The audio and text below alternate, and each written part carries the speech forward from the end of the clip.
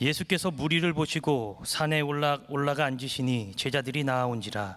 입을 열어 가르쳐 이르시되 심령이 가난한 자는 복이 있나니 천국이 그들의 것이며, 애통하는 자는 복이 있나니 그들이 위로를 받을 것이며, 온유한 자는 복이 있나니 그들이 땅을 기업으로 받을 것이며, 의에 줄이고 목마른 자는 복이 있나니 그들이 배부를 것이며, 긍휼히 여기는 자는 복이 있나니 그들이 긍휼히 여김을 받을 것이며, 마음이 청결한 자는 복이 있나니 그들이 하나님을 볼 것이며, 화평하게 하는 자는 복이 있나니 그들이 하나님의 아들이라 일컬음을 받을 것이며, 의를 위하여 박해를 받은 자는 복이 있나니 천국이 그들의 것임이라.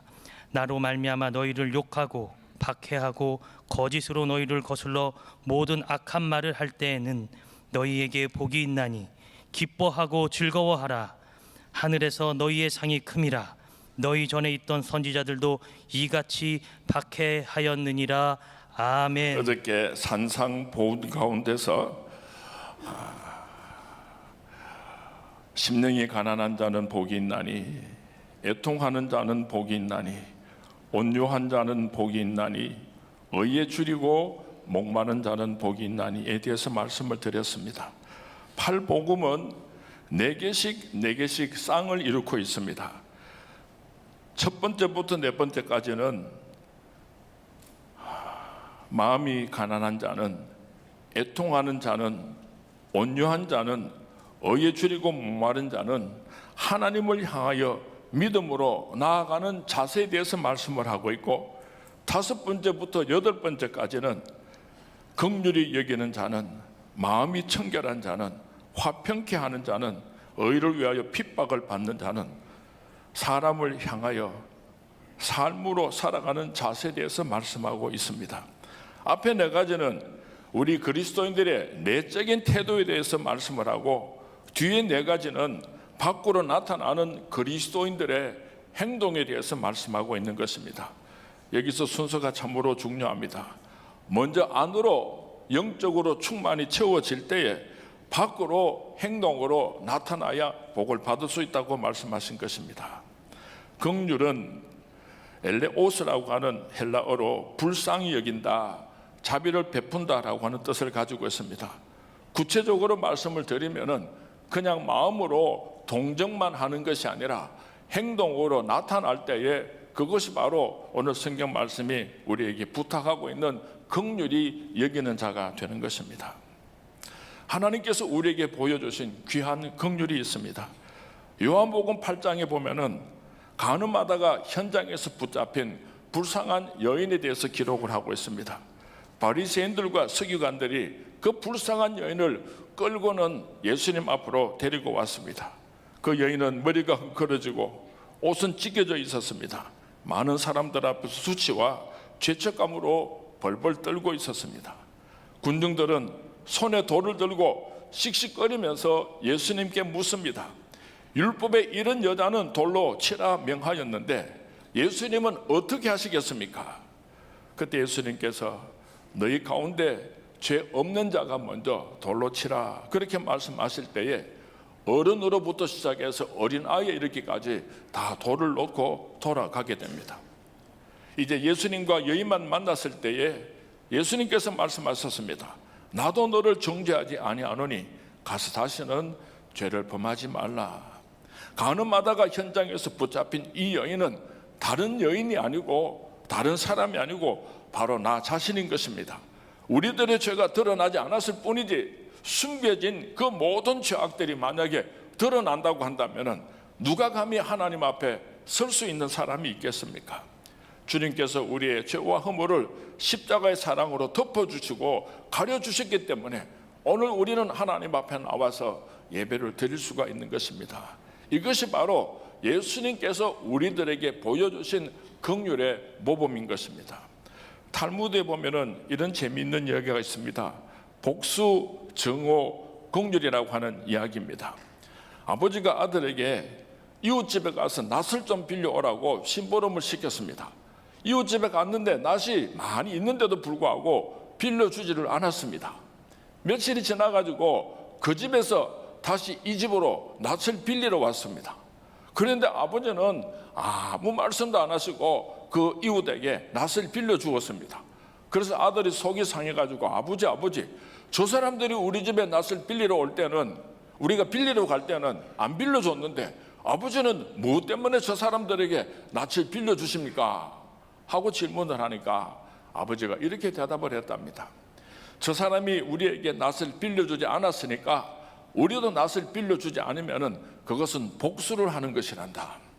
두 번째로, 저 사람들은 우리에게 낫을 빌려주지 않았지만은 더럽고 치사한 것들, 나는 너희들하고 달라, 이런 마음을 가지고 낫을 빌려준다면은 그것은 정오를 하는 것이란다.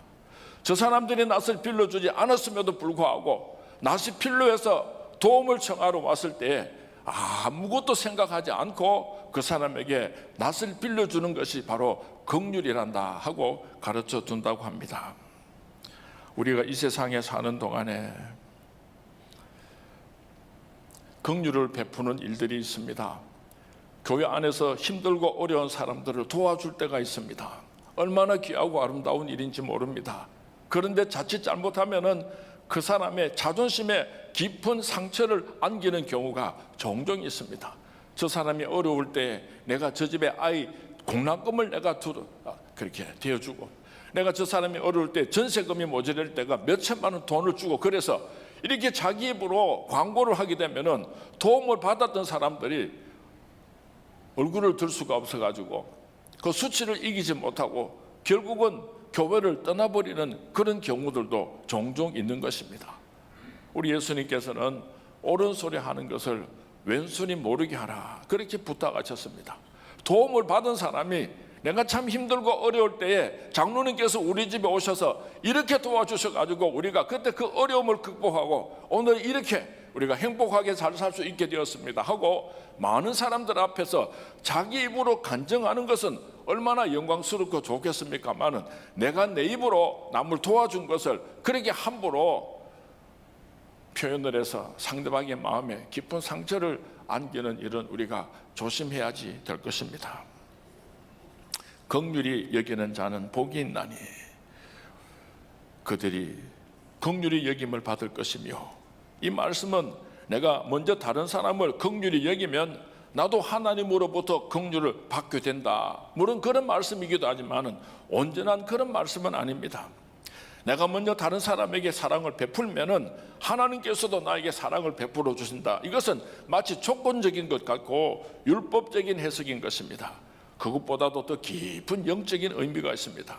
거저 받았으므로 거저 주라는 말씀입니다. 요한 1서 4장 19절 말씀에 보면은 우리가 사랑하면 그가 먼저 우리를 사랑하셨습니다. 하나님으로부터 우리가 그 크신 하나님의 사랑과 긍휼을 힘입었기 때문에 우리도 그 하나님의 사랑과 긍휼을 다른 사람들에게 나누어 주고 실천하는 것입니다. 이것이 성경 말씀이 우리에게 이야기하는 아름다운 긍휼입니다.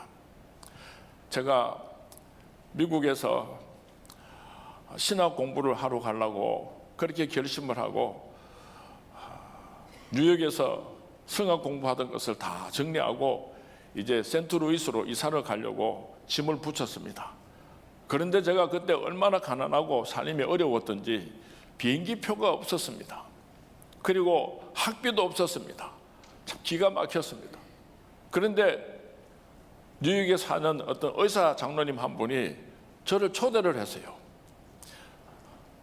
이제 신학을 공부하러 간다고 하니까 제가 섬기는 교회에 제가 지휘를 하고 그분이 장로님이셨는데 이제 신학을 공부하러 간다고 하니까 제가 한번 식사 대접을 하고 싶습니다. 그래서 제가 속으로 장로님께서 상당히 큰 도움을 주시겠구나, 이런 기대를 가지고 제가 우리 집사람하고 아기를 데리고 약속한 그 시간에 장로님 집으로 찾아갔습니다. 그런데 그 장로님은요, 마취과 의사이신데 집이 자그마했어요. 아니, 의사가 부잣집에 잘 사는 줄 알았는데 외모로 보니까 별로 돈이 없어 보이는 거예요. 그래 내가 참 시간도 없는데 억지로 시간을 내가지고 혹시 돈 좀 줄란가 싶어가지고 그렇게 찾아왔더니만은 아이고 틀렸겠구나 하고 실망하는 마음이 싹 찾아왔어요. 이제 식사를 하는데요, 깜짝 놀랐어요. 어쩌면 그렇게 검소하게 밥을 먹는지요. 우리 집보다도 반찬이 더 적은 거예요. 밥하고 국 하나하고 김치하고 뭐 그게 다인 것 같아요. 그렇게 식사를 마치니까 제가 속으로 아이고 내가 헛다리 짚었구나 이런 생각이 또 들었어요. 그렇게 이제 서로 담소를 나누다가 좋은 목사님 되십시오 하고는 나오는데 봉투를 하나를 주셨어요. 제가 속으로 생각을 하기를 한 100불쯤이나 많으면은 한 200불쯤 주셨겠구나 그렇게 생각을 하고 뜯어보지도 안 하고 그렇게 이제 주머니에 넣고 집으로 왔습니다. 돈이 없어서 어디 빌릴 데가 없는가 하고 걱정하고 그러다가 갑자기 그 봉투가 생각이 나가지고 제가 봉투를 열어보았더니요 깜짝 놀랐어요. 제가 81년도에 있었던 사건이니까요 81년도에 5,000불이면은 지금으로 말하면은 5만 불쯤 될 것 같아요. 뭐라고 편지를 써놓았는가 하면은 하나님의 것을 하나님께 돌려드립니다. 좋은 목사님 되어 주십시오. 이렇게 편지를 써놓고 수표를 5,000불짜리를 넣어 주셨어요. 그 돈으로 비행기표도 끊을 수 있었고 그 돈으로 등록금도 제가 마련할 수도 있었고 지금도 어려울 때마다 참 힘들고 어려운 사람들을 보면은 그 장로님이 생각이 나요. 자기는 검소하게 살면서 꼭 필요할 때에 아낌없이 드릴 수 있었던 그 장로님과 같은 마음이 우리들에게도 있었으면 참 좋겠습니다. 긍휼히 여긴다고 하는 것은요 영어로 상대방을 이해한다 그렇게 말할 때는 understand라고 그렇게 단어를 사용합니다. under라고 하는 것은 묻 아래고 stand라고 하는 것은 서는 것입니다. 머리 위에 올라가서 불쌍히 여기는 마음으로 동정하는 마음으로 내려다보면서 사랑을 베푸는 것이 아니라 그 속에 들어가서 그 밑에 들어가서 서서 그 사람의 아픔을 같이 나누면서 그렇게 하나님의 사랑을 나누는 것 이것이 바로 그리스도인들의 긍휼인 것입니다. 우리 비전 교회 모든 성도님들은 긍휼히 여기는 자들이 되셔서 하나님으로부터 긍휼히 여김을 받는 축복의 주인공으로 살아갈 수 있게 되기를 주님의 이름으로 축원을 드립니다. 6번째 축복입니다. 마음이 청결한 자는 복이 있나니 저희가 하나님을 볼 것이며 예수님 시대에 사는 사람들에게 당신은 누가 가장 복받은 사람입니까? 하고 묻는다면 많은 사람들이 서기관과 바리새인들이라고 대답을 하였을 것입니다. 왜냐하면 그들은 종교적으로 아주 모범적인 삶을 살았습니다. 율법을 철저하게 지켰습니다. 금식을 했습니다. 구제도 많이 했습니다. 뿐만 아니라 다른 모든 이스라엘 백성들이 존경할 만한 열심 있는 신앙생활도 했던 사람입니다. 그리고 사회적으로도 성공을 하여서 많은 사람들에게 존경을 받는 사람들이었습니다. 그런데 예수님께서는 그런 서기관과 바리새인들을 향하여서 복받은 사람이라고 말씀하지를 않았습니다. 화를 당한 사람들이요 저주받은 사람들이요 회칠한 무덤이라고 신랄하게 선언하셨습니다. 왜 예수님께서 바리새인과 서기관들을 그렇게 무섭도록 선언을 하셨습니까?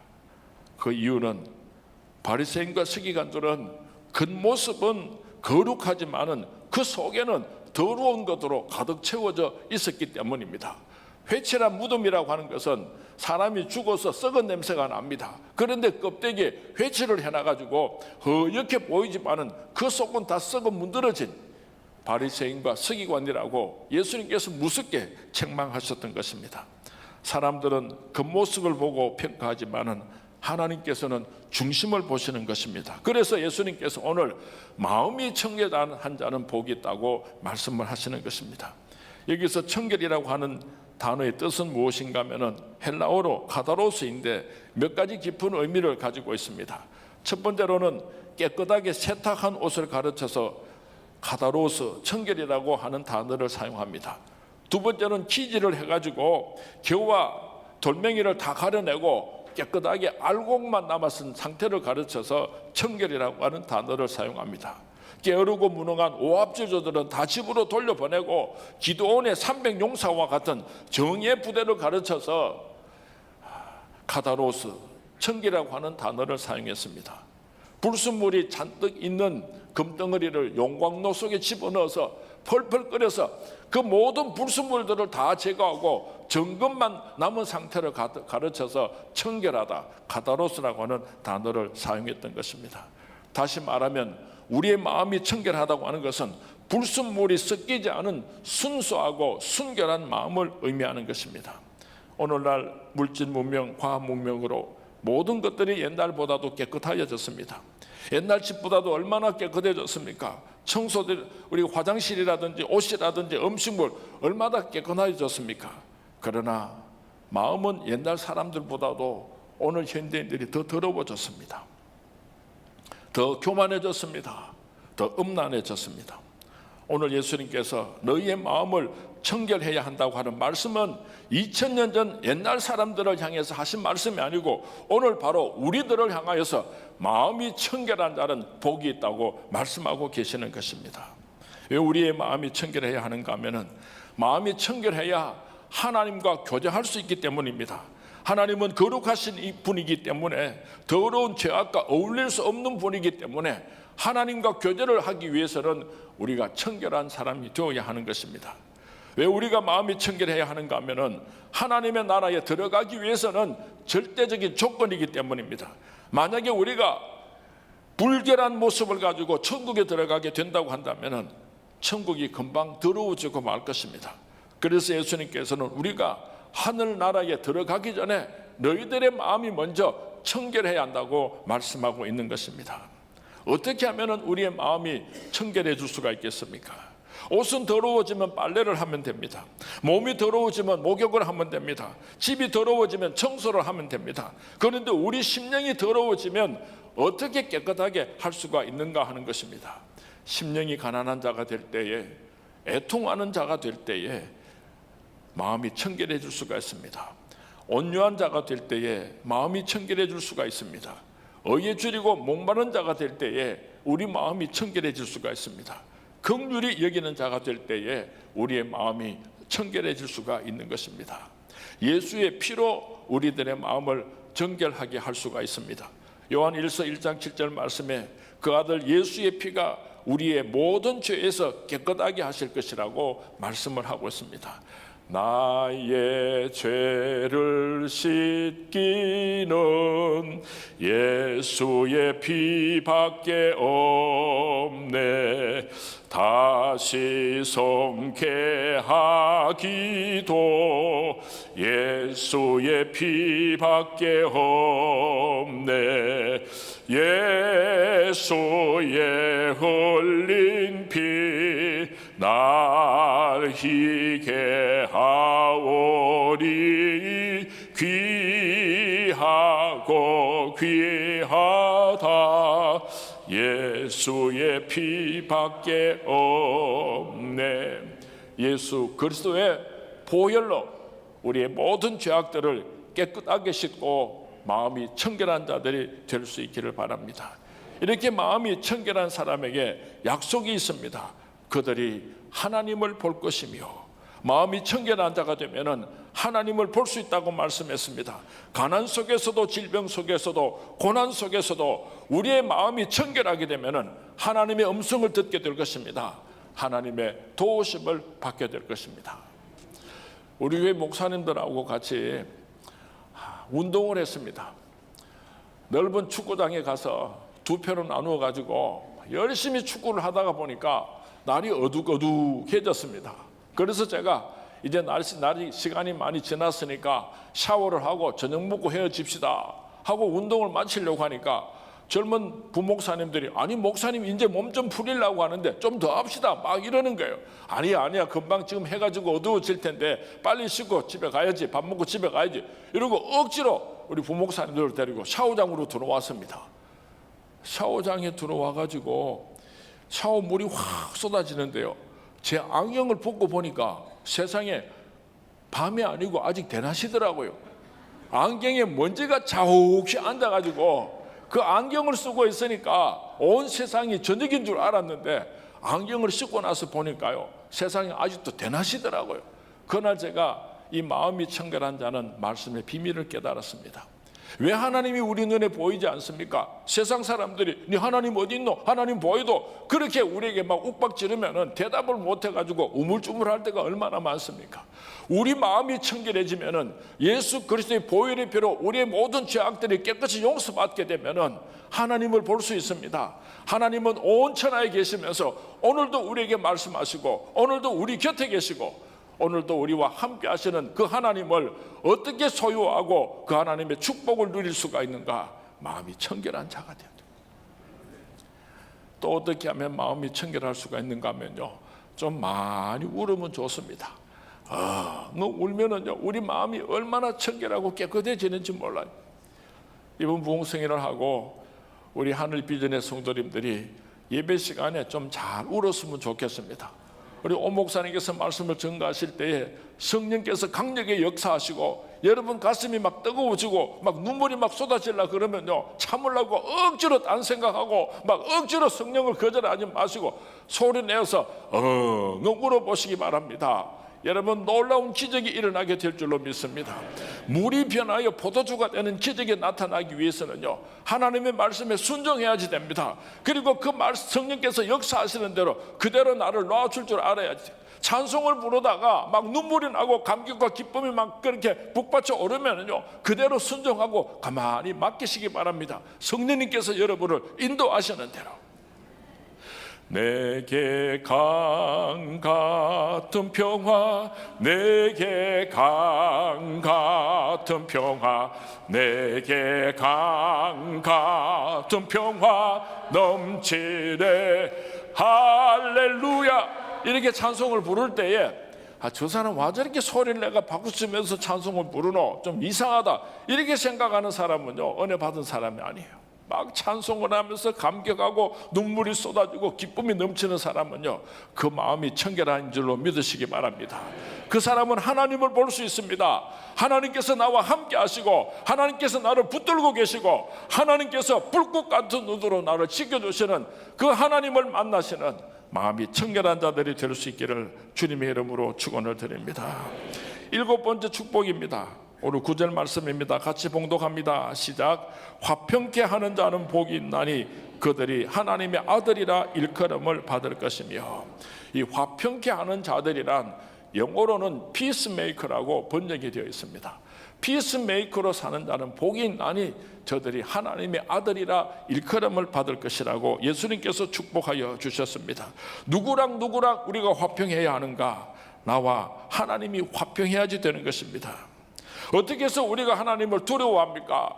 왜 우리가 하나님과 가까이 가지 못하고? 여러분, 하나님 아버지 그럴 때요, 우리 가슴이 막 뜨거워지고 하나님께서 나와 함께 하시는 것을 느낄 수 있어야 되는데, 죄를 지은 사람은 하나님 아버지 그러면 무서워요, 두려워요. 그래서 하나님과 가까워질 수가 없어요. 어떤 부잣집에 외아들이 있었는데요, 아주 사랑을 많이 받고 귀하게 자랐습니다. 그런데 아버지가 하루는 외국으로 출장을 가면서 사랑하는 아들아, 다른 거는 네가 마음대로 다 만져도 되는데 저 위에 있는 도자기는 갑으로 내려오는 수백 년 된 아주 귀한 도자기이기 때문에 그 도자기는 만지지 마라, 부탁한다. 그리고 아버지가 멀리 외국으로 출장을 가셨어요. 이 아들이 꼭 그것이 만져보고 싶은 거야. 하지 마라 그러면 꼭 하고 싶잖아요. 그래서 그냥 그만 그 도자기를 한번 만져본다고 하는 것이 그만 실수를 해가지고 도자기를 떨어뜨려 버렸어요. 깨져 버렸어요. 그런데 그 집에 식모가 딱 쳐다보고 있었던 거예요. 식모가 방에 들어오더니 그 깨어진 도자기를 다 치우고는 씩 웃고 나갑니다. 그날부터 이 부잣집의 아들은요, 식모의 노예가 된 거예요. 마당 쓸어라. 내가 왜? 알지. 이러면 꼼짝 못하고 마당 쓸어. 뭐 청소하라, 뭐 하라, 막 온갖 심부름을 다 시키고 종처럼 불이 묵어도 이 부잣집 아들이요, 꼼짝을 못하는 거예요. 막 달라들라고 하면은 알지. 이러면 막 깨갱하고 꼬리를 내리고 또 꼼짝을 못하는 거예요. 아버지가 돌아오셨는데요, 그렇게 아버지를 좋아하고 쫓아나가던 아들이 지가 지은 죄가 있으니까 그냥 아버지 얼굴을 보지를 못하는 거예요. 아버지만 들어올 때만 되면 숨어버리고 도망을 가고 그럽니다. 그렇게 여러 날을 지내다가 이 아들이 생각을 합니다. 내가 언제까지 식모 종노릇 하고 살겠노? 내가 아버지한테 잘못했다고 그렇게 다 고백을 하고 꾸중을 듣는 한이 있더라도, 매를 맞는 한이 있더라도 내가 아버지한테 빌고 용서를 받아야 되겠다. 내가 더 이상은 식모의 종도로 하면서 살 수는 없겠구나. 그래가지고 하루는 결심을 하고 있다가 아버지가 퇴근하고 돌아오기를 기다립니다.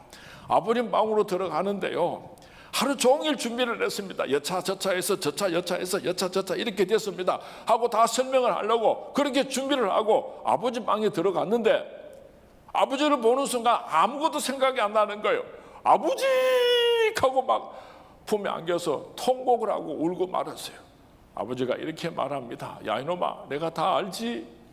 네가 와서 잘못됐다는 말 한마디 하기를 얼마나 오래 내가 기다리고 있었는 줄 아느냐? 그 도자기가 무엇이 그렇게 대단하다고? 걱정하지 마라. 괜찮다 하고 아버지가 그 아들을 용서해 줬어요. 그리고 그 다음날 식모가 또 아들을 보고 알지? 하니까 알지. 이제는 그 식모 말 안 들어도 되잖아요. 우리가 지은 죄를 하나님께서 왜 모르시겠습니까? 다 알고 계세요. 우리가 숨는다고 어디에 숨겠습니까? 하나님 아버지, 내가 죄를 지었습니다. 전부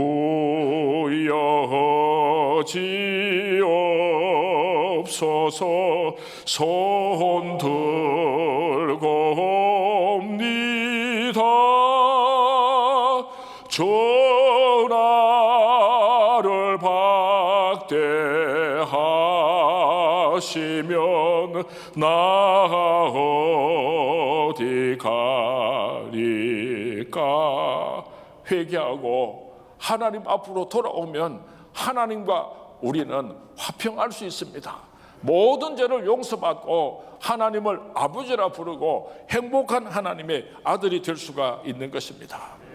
두 번째로, 우리는 사람 사이에서 화평할 수 있어야지 됩니다. 이 세상에는 두 종류의 사람이 있습니다. 하나는 피스메이커로 살아가는 사람이 있고, 한 사람은 트러블 메이커로 살아가는 사람이 있습니다.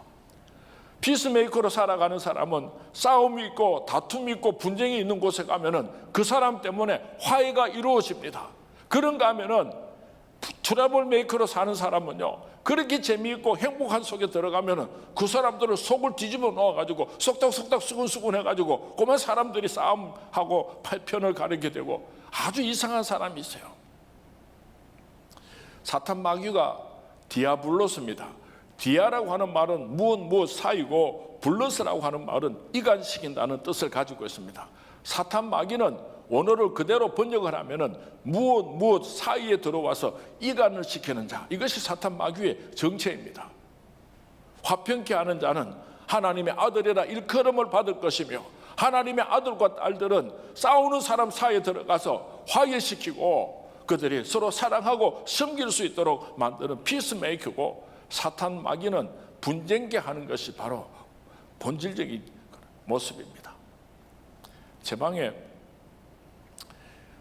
한 번은 그 과자를 떨어뜨리고는 한 일주일쯤 그만 내버려 뒀더니 대구시 대신동에 살고 있는 모든 개미들이 소문을 듣고 다 내 방으로 찾아와가지고 얼마나 개미들이 바글바글 하는지요.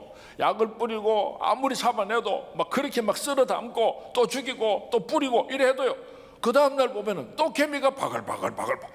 이게 아무리 약을 치고 개미를 근절시키려고 해도 개미가 사라지지를 않는 거예요. 야, 이거 큰일 났다. 이거 어쩌면 좋겠노 싶어서 교육자실에서 제가 교육자들에게 그렇게 의논을 했습니다. 내 방에 개미들이 그렇게 많이 생겼는데 그 개미들이 도저히 없어지지를 않는다. 막 빗자루로 쓸어내도 또 생기고 어쩌면 좋겠노. 그랬더니 한 여자 전도사님이요, 목사님 내가 개미 죽이는 약을 하나 사줄 테니까 그걸 써보이소. 틀림없이 개미들이 다 박멸될 겁니다. 이러면서 캡슐 안에 들어있는 그런 개미 죽이는 약을 갖다 줬어요. 조그마한 캡슐 속에 그 고동색으로 되어 있는 알갱이들이 있는데 한쪽을 탁 잘라가지고 개미들이 오고 하는 구석구석에 몇 군데 나오니까요, 그 개미들이 그 속으로 솔솔 들어가더라고요. 들어가서는 그 안에 있는 알갱이들을 입에 물고는 또 주교집으로 가지고 가더라고요. 그런데 그것이요, 개미 죽이는 폭탄이에요. 세상에 그걸 물고 가는 걸 보고 나서 이틀도 채 지나지 않았는데 내 방에 있던 모든 개미들이 완전히 사라졌어요. 그 개미를 죽이는 약을 개미들이 물고 자기 집으로 가면요, 애벌레고 뭐고 아주 삼족을 멸종을 시켜버리는 거야. 그러니까 개미가 싹 없어진 거예요. 야, 그 참 신통하대요. 신통하대요. 교회 안에도요, 두 종류의 사람이 있습니다. 어떤 사람은 그렇게 사랑스럽고 은혜가 많은 곳에 들어가가지고 쑥덕쑥덕 소곤소곤 이러면은요, 그 한 사람 때문에 온 교회가 풍지박산이 나는 경우가 있어요. 그런가 하면 또 어떤 사람 한 사람은 아주 귀한 권사님, 아주 귀한 장로님들이요, 그렇게 분쟁이 있고 싸움이 있는 곳에 들어가서 그렇게 손을 잡아주고 서로 격려하고 위로하고 화해를 시키면은요, 그 모든 성도들이 다 사랑하고 서로 용서하고 하나가 되는 그런 모습을 발견하게 됩니다. 여러분들은 오늘까지 어떤 모습으로 살아왔습니까? 세상에서나 교회에서나 가정에서나 어느 곳에 가든지 분쟁을 일으키는 그런 주인공으로 살아왔습니까? 아니면은 화평케 하는 자로서 오늘까지 살아오셨습니까? 오늘 예수님께서 말씀하십니다. 화평케 하는 자들은 복이 있나니 그들이 하나님의 아들이라 일컬음을 받을 것이며, 세상 사람들이 나를 보고 당신은 하나님의 아들입니다, 당신은 하나님의 딸입니다, 그렇게 불러준답니다. 누구에게? 화평케 하는 자에게. 예수님께서 화평케 하는 자로서 이 땅에 오셨습니다. 에베소서 2장 14절 말씀에 보면은 그는 우리의 화평이신지라 둘로 하나를 만드사 원수된 것 곧 중간에 막힌 담을 자기 육체로 하시고 법조문으로 된 계명의 율법을 폐하셨으니 이는 이 둘로 자기 안에서 한 세 사람을 지어 화평하게 하시고 또 십자가로 이 둘을 한 몸으로 하나님과 화목하게 하려 하심이라. 예수님께서 우리와 하나님이 화목하게 하시려고 이 땅에 오셔서 죽으셨습니다. 십자가에 못 박혀 죽으셨습니다. 그 모욕과 그 수치를 다 당하셨습니다. 오늘 우리가 이 세상에 사는 동안에 화평케 하는 피스메이커로 살아가기를 원한다면 예수님에게서 이 모습을 배워야지 되는 것입니다.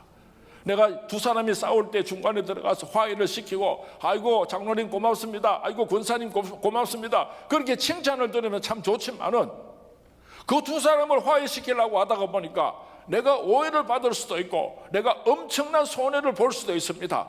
그것을 우리가 감내하지 않고서는 화평케 하는 자가 될 수가 없다는 것입니다.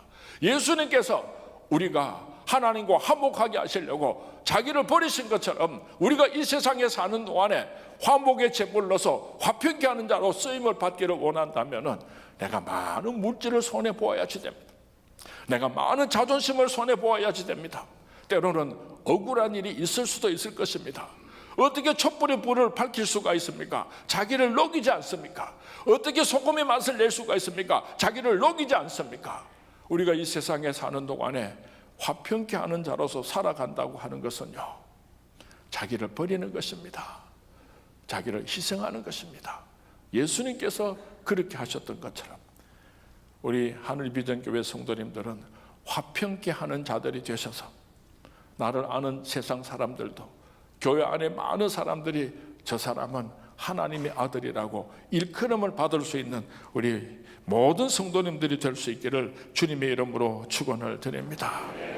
화평케 하는 자는 복이 있나니 그들이 하나님의 아들이라 일컬음을 받을 것이며, 여러분 아들이 가지고 있는 특권에 대해서 말씀을 드리겠습니다. 아들이 되면은 아버지에게 접근을 할 수 있습니다. 아무 때나 아버지를 찾아갈 수가 있습니다. 화평케 하는 자가 되어서 우리가 하나님의 아들이 되게 되면은 우리가 하나님을 아버지라고 부르는 호칭권을 받을 수가 있습니다. 세상 사람들이 어떻게 하나님 보고 우리 아버지라 그러겠습니까? 그러나 우리는 아빠, 아버지라고 언제든지 하나님을 아버지라고 부를 수가 있는 것입니다. 세 번째로는 자녀에게는 청구권이 있습니다. 내가 이 세상에 살아가는 동안에 필요한 것이 있으면 아버지 주십시오 하고 당당하게 청구할 수 있는 권한이 있는 것입니다. 그리고 네 번째로는 자녀에게는 상속권이 있습니다. 자기 부모가 남긴 유산을 마음대로 받을 수 있는 법적인 권리가 있는 것입니다. 우리가 하나님의 아들이 되고 나면은 하나님으로부터 축복을 상속받게 되고 무엇보다도 천국을 상속받는 하나님의 아들과 딸이 되는 것입니다. 사랑하는 하늘비전교회 성도님, 화평케 하는 자들이 되셔서 하나님의 자녀들이 되시고 이 놀라운 축복의 주인공들이 될 수 있기를 주님의 이름으로 축원을 드립니다. 마지막 8번째 축복입니다. 9절 말씀, 의를 위하여 박해를 받는 자는 복이 있나니. 우리 한번 9절 말씀 같이 봉독하도록 하겠습니다. 9절 10절 말씀 우리 한번 같이 봉독합니다. 시작. 의를 위하여 박해를 받는 자는 복이 있나니 천국이 그들의 것임이라. 나로 말미암아 너희를 욕하고 박해하고 거짓으로 너희를 거슬러 모든 악한 말을 할 때에는 너희에게 복이 있나니 기뻐하고 즐거워하라. 하늘에서 너희의 상이 큼이라. 너희 전에 있던 선지자들도 이같이 박해하였느니라. 아멘. 팔복의 결론의 말씀입니다. 첫 번째 축복은 심령이 가난한 자는 천국이 저희 것이며, 그렇게 시작을 하였고, 8번째 축복은요, 의를 위하여 박해를 받는 자는 복이 있나니 천국에 그들의 것임이라. 처음과 끝을 천국과 연결시키고 있습니다. 심령이 가난한 자는 천국이 저희 것이고, 의를 위하여 핍박을 받는 자는 천국이 그들의 것이라고 약속하셨습니다. 우리가 무엇 때문에 핍박을 받아야지 됩니까? 무엇 때문에 박해를 받아야지 됩니까? 내가 잘못해서 욕을 얻어먹는 것은, 그것은 박해가 아닙니다. 예수를 잘 믿는다고 하는 사람들 가운데서 자기 자신이 잘못을 해서 많은 사람들에게 핍박을 받으면서도 이것이 성경적인 박해라고 오해하는 경우가 참 많은 것 같습니다. 엄밀한 의미에서 핍박이 아니라 그것은 처벌입니다. 그래서 어떤 사람은 말하기를 핍박은 좋은 일에 대하여 나쁜 사람으로부터 받는 것이고, 처벌은 나쁜 일에 대하여서 좋은 사람으로부터 받는 것이라 라고 하는 말을 했습니다. 자기 자신의 허물과 잘못된 성격 때문에 고난을 받는 것, 이것은 핍박이라고 표현해서는 안 될 것입니다. 광신적인 종교적인 열정 때문에 고난을 받는 것도 이것이 핍박이라고 표현해서는 안 되는 것입니다. 자기 자신의 신념이나 이데올로기 때문에 고난을 받는 것도 우리 예수님께서 말씀하시는 핍박이 아닌 것입니다. 무엇이 오늘 예수님께서 말씀하시는 박해입니까? 핍박입니까? 신앙의 절개 때문에, 신앙적인 문제로 인해서 예수 그리스도 때문에 어려움을 당할 때, 이것을 예수님께서는 핍박이다, 박해라고 말씀하시는 것입니다. 베드로전서 2장 19절에서 20절 말씀에 보면은 애매히 고난을 받아도 하나님을 생각함으로 슬픔을 참으면 이는 아름다우나 죄가 있어 매를 맞고 참으면 무슨 칭찬이 있으리요 했습니다. 세상은 끊임없이 그리스도인들을 박해해 왔습니다. 이것이 인류의 역사입니다. 왜 세상은 교회와 그리스도를 핍박하는가 하면은, 세상이 너희를 미워하면 너희보다 먼저 나를 미워한 줄 알라. 너희가 세상에 속하였으면 세상이 자기 것을 사랑할 것이나 너희는 세상에 속한 자가 아니요 도리어 내가 너희를 세상에서 택하였기 때문에 세상이 너희를 미워하느니라고 예수님께서 말씀하셨습니다. 하나님께서 가인아, 왜 네 동생 아벨을 죽였느냐 그렇게 물으시니까 가인이 대답하기를 자기의 행위는 악하고 그 아우의 행위는 의롭기 때문이라고 대답을 했습니다. 의로운 하나님의 백성들은 이 땅에 사는 동안에 고난을 받을 수밖에 없습니다. 이것이 바로 인류의 역사입니다. 세상은 우리를 어떻게 핍박합니까? 11절 말씀에 보면 욕하고 그랬습니다. 자기들은 무슨 죄를 저질러도 그렇게 욕을 하지 않는데, 예수 믿는 사람들이 조금만 잘못하면 얼마나 욕을 많이 하는지 모릅니다. 핍박하고 거짓으로 너희를 거슬려 모든 악한 말을 할 때는 중상모략으로 우리 예수 믿는 사람들을 얼마나 핍박하는지 모릅니다. 나의 잘못 때문에 핍박을 받는 것이 아니라 예수 때문에 핍박을 받을 수 있게 되기를 바랍니다. 만약에 오늘 내가 예수님 때문에 핍박을 받고 있다고 한다면 나는 진정한 그리스도인입니다. 그러나 아무런 핍박을 받지 않고 살아가고 있다면 어떤 의미에서 그 사람은 그리스도인이라고 표현할 수가 없을 것입니다. 참 악한 시대에 우리가 살아가고 있습니다. 신앙의 절개를 지키는 것이 너무나 힘들고 어려운 때를 살아가고 있습니다. 초대교회는 예수 믿는 사람들을 잡아 죽이는 핍박이 있었지만은 오늘 이 시대는 예수 믿는 사람들에게 얼마나 많은 유혹들이 있는지 모릅니다. 예를 들어서 종교다원주의가 있습니다. 꼭 예수만 믿어야 천국 가나? 아무 종교나 열심히 믿으면 좋은 곳에 가지. 그곳이 다 천국이고 다 그곳에 가면 만날 건데 꼭 예수 믿으라고 말할 필요가 있느냐? 이렇게 주장하는 종교다원주의자들이 있습니다. 구원을 얻을 수 없기 때문에 하나님께서 독생자 예수님을 아낌없이 이 땅에 보내시고 예수님을 십자가에 못 박아 죽이셨습니다. 그래서 우리가 예수 그리스도를 통하여서 구원을 얻게 되었는데, 예수가 없이도 구원을 얻을 수 있다고 한다면 하나님께서 독생자 예수님을 이 땅에 보내신 것을 욕되게 하는 것입니다. 예수님께서 날 위하여 십자가에 못 박아 죽이신 그것을 엄청난 모욕을 주는 것입니다. 하나님께서 말씀하셨습니다. 예수 이외에 그 어떤 다른 이름으로도 구원 얻을 만한 자를 준 적이 없다 그랬습니다. 대단히 죄송합니다. 저는 우리 대구 선문교회에서 여러 번 그렇게 설교를 했습니다. 명석교회 김상만 목사님이 WCC 준비대회당을 하면서 WCC를 지지하는 발언을 했습니다. 어떤 종교를 통해서도 구원을 얻을 수 있다고 하는 입장을 취했습니다. 예수님께서 말씀하시기를 주여 주여 하는 자마다 다 천국에 들어올 것이 아니요 내 아버지 뜻대로 행하는 자라야 천국에 들어올 수 있다고 말씀하셨습니다. 내 아버지 뜻이 무엇입니까? 예수님 이외에 그 어떤 이름으로도 구원을 얻을 수가 없는 것입니다. 김사만 목사님이 한국교회 앞에서 예수님 이외에는 구원이 없습니다 하고 공식적으로 선언하기 전에는 저는 김사만 목사님의 신앙을 인정하지 않을 것입니다. 오늘 여러분들의 신앙이 열심히 교회 신앙생활하고 그렇게 예수 믿으면 되지 그렇게 별나게 예수 믿으려 그래 다른 종교도 인정해주고 또 그렇게 얼렁뚱땅 살아가면 되지. 그런 신앙 가진 사람은요, 내가 오늘 하는 말씀을 꼭 기억하고 들으시기 바랍니다. 오랫동안 예수를 믿었습니다. 직분도 가졌습니다. 충성봉사했습니다. 11조도 드렸습니다. 그래서 천국 문 앞에 섰는데 예수님께서 나는 너를 모른다 그렇게 말씀하시면 어떡하겠습니까? 내가 주의 이름으로 많은 권능을 행하였지 않습니까? 내가 주의 이름으로 많은 귀신을 쫓아내지 않았습니까? 예수님께서 뭐라고 말씀하셨습니까? 불법을 행하는 자들아 내게서 떠나가라. 내가 너희를 도무지 알지 못한다고 예수님께서 말씀하셨어요. 주님 오실 때가 가까웠습니다. 신앙의 절개를 잘 지킬 수 있게 되기를 바랍니다. 핍박을 받아도 순교를 할지언정 우리의 신앙을 끝까지 지키시다가 영광스러운 구원을 얻으시는 우리 하늘 비전의 모든 성도님들이 될 수 있기를 주님의 이름으로 축원을 드립니다. 종교다원주의 그 사람들의 말에 귀를 기울이고 그 사람들의 말에도 일리가 있다고 생각하는 사람은요, 언젠가는 천국 문 앞에서 피를 토하며 통곡하는 날이 있을 것입니다. 절대로 그 사람은 천국에 들어갈 수가 없습니다. 아이고 동성연애자들이요 커밍아웃을 하고 자기들끼리도 결혼을 한다 동성애자들도 소수자들도 인정해 줘야 된다 별 소리를 다 하는데요, 성경 말씀에 보면은 타락의 극치가 타락의 맨 마지막이 동성애입니다. 그 동성애는 인간들이 만들어낸 가장 무서운 죄악의 끝입니다. 성경적으로 동성애를 우리가 인정할 수가 없습니다.